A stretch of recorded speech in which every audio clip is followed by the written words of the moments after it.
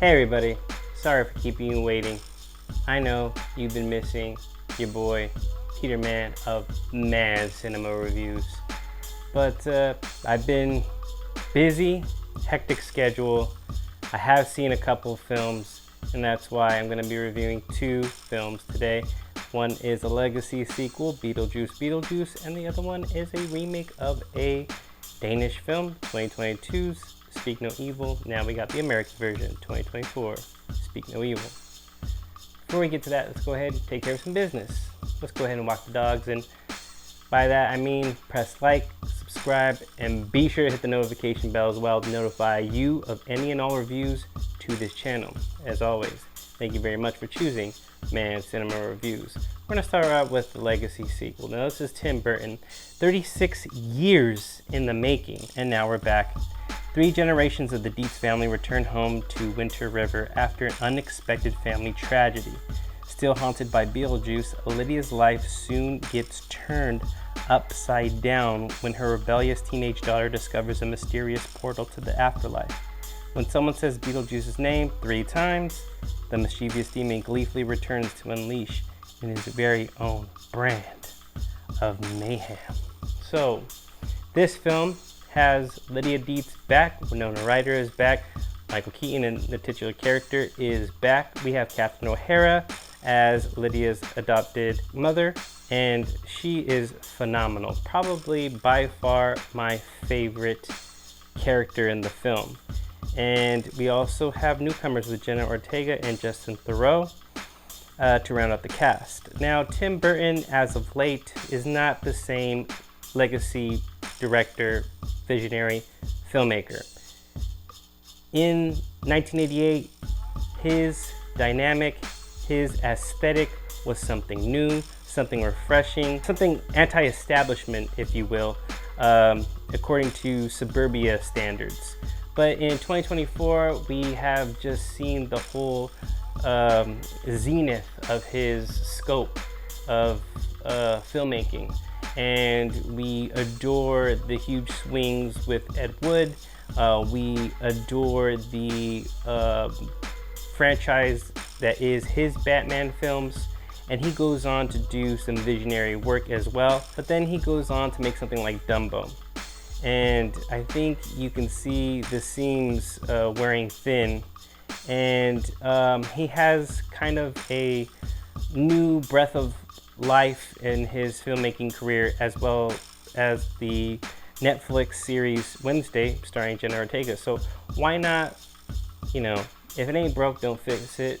Go ahead and introduce Jenna Ortega as Lydia's daughter in the legacy sequel.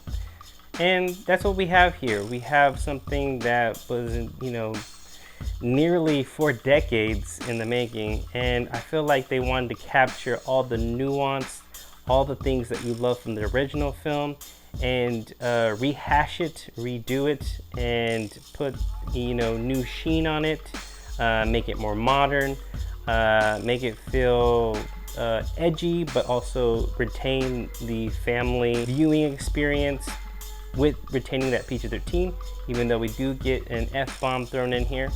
But so did we had in the 1988 film. The thing is that when Beetlejuice works, it works. Michael Keaton, the original cast, minus Jeffrey Jones, although his image and likeness is, sprinkled in here and there, and we know what the implications of having him come back to the legacy sequel. And that's why we got him killed off in this film. That's what brings all the characters back together, is a funeral. But obviously we can't have Jeffrey Jones, even though he's still alive. Jeffrey Jones has not passed away, but again, he has a colorful past that we're really not going to get into. However, you're here for the dynamic of Beetlejuice and Lydia, and Catherine O'Hara's character is just phenomenally hilarious. She's literally the saving grace of this film. It's really what ties the film and gives that film the comedic chops it so desperately needs. Even though we have Willem Dafoe as a would-be cop, but was an actor that was killed, and now he retains his character as a hard-boiled detective in the afterlife. His character is funny. Justin Theroux is definitely a mixed bag to really not working out for me, but you're really here to see Michael Keaton, and Michael Keaton being sprinkled in the first one really works, even though it is a titular character. He really only got 15 minutes of screen time in the original, and he feels like he does take up a lot of the film in this go round. However, used sparingly, and I think sprinkled here and really feels like he has more screen time in this film, and he gets to flex. Look, when it works, it works. It recycles things, that gives you a wink wink, nudge nudge, and why you like the original. If you're a fan of the original, I don't see why you wouldn't be a fan of this film. If you were looking to have them recreate the wheel, catch lightning in a bottle twice, it's really gonna be a mixed bag for you. All in all, did I have fun with Beetlejuice? I did. Do I think a lot of things don't work? Do I think that the film throws too much characters, too much arcs that don't get fully fleshed out? With the Monica Bellucci character, literally, if you took her out, even though I do like the character design of the character, literally not needed in the film. Could have been a character that we explored in a follow-up if we do get a trilogy. However, I think because it took so long for them to make this Lego sequel, I feel like they wanted to throw everything but the kitchen sink to mixed results. When the film works, it works, but when it doesn't, it really doesn't. And it is kind of a mixed bag for me. And that's why I'm going to give Beetlejuice a middle of the road 3 out of 5 stars. Let's just go on to the next film, which is a remake to a 2022 Danish film. Unrated, I heard it is thoroughly messed up. This film revolves around a dream holiday turning into a living nightmare when an American couple and their daughter spend the weekend at a British family's idyllic countryside estate. Now, James McAvoy is phenomenal. I think he really commands the screen. Scoot McNairy, again, this is the American being brought out from London, going to the countryside. I think they spend time in Italy, but this family that invites the American family lives at a secluded countryside estate, and that's when the shenanigans get into just preposterous and over-the-top proportions. Now, this film, I have not seen the original film. This film relies heavily on James McAvoy. So we have this would-be idyllic American family that's moved to London to get away from all the hustle and bustle, but they do have problems in their marriage. The husband and wife want to get away, and they go on to James McAvoy's and his wife's estate. They have a little boy as well. The American family has a little girl, so there's that connection. They spend this weekend together, but they soon find out that they are batshit crazy, and they are really just overly inappropriate. They get into people's personal space. They have really differing dynamics as far as their values and concerns are, and something just doesn't fit. Something feels off.